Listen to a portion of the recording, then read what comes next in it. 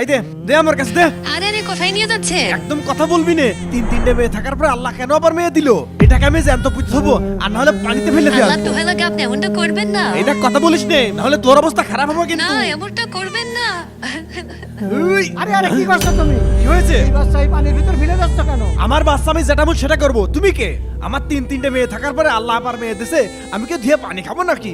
এই বাবা মেয়েকে আমি এই বাচ্চা যদি ফেলেই দাও তা আমার দিয়ে দাও। তোমাকে দেবো মানে? তুমি বুড়ো মানুষ, এই বাচ্চা কি করবা? বাবা আল্লাহ আমার 3-4টে ছেলে দিয়েছে, কোনো মেয়ে নেই, এই মেয়েটা আমার দিয়ে দাও, আমি মানুষ করে নেবো না। ঠিক আছে, এর কপাল ভালো ছিল, বেঁচে গেল। এই না ধরো, মেয়ে সন্তানের প্রতি দরদ দেখাচ্ছে, বড় হলে ঠেলা বুঝবানে।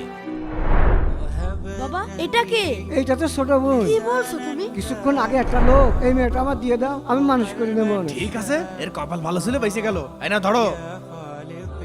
আমি ওর কাছ থেকে এই বাচ্চাটা চেয়ে নিয়ে আসি। বাবা তুমি একদম ঠিক করেছো, মাশাআল্লাহ। বাবা কন্যা সন্তান তো আল্লাহর রহমত। হ্যাঁ বাবা তুমি ঠিক বলেছো। আব্বা আব্বা কি রে মুনি হাবাসছিস কেন? আমি এসএসসি তে 2 বার ফেল করার পর এবার পাস করেছি।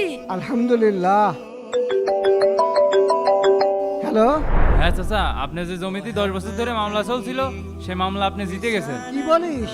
হ্যাঁ হ্যাঁ। আলহামদুলিল্লাহ। কি হয়েছে বাবা? আমাদের যে জমির কেস চলছিল 10 বছর পরে আমরা জিতে গেছি। কি বলছো? চাচা হ্যাঁ, এই নাও তোমার সেই টাকা। 1 বছর পরে সেই 50,000 টাকা দিলে। ও চাচা একটু দেরি হয়ে গেল, 50,000 টাকা তো, তাহলে আসিয়া। যাক বাবা ঠিক আছে। আব্বা হঠাৎ করে এত রহমত আসছে চারদিক থেকে কিভাবে? জানিসই তো আমাদের ঘরে আল্লাহর রহমত আছে।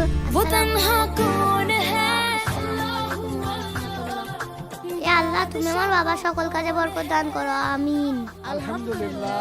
বন্ধুরা, এই সুন্দর ভিডিও থেকে 20,000 লাইক হবে, এক করে লাইক করুন।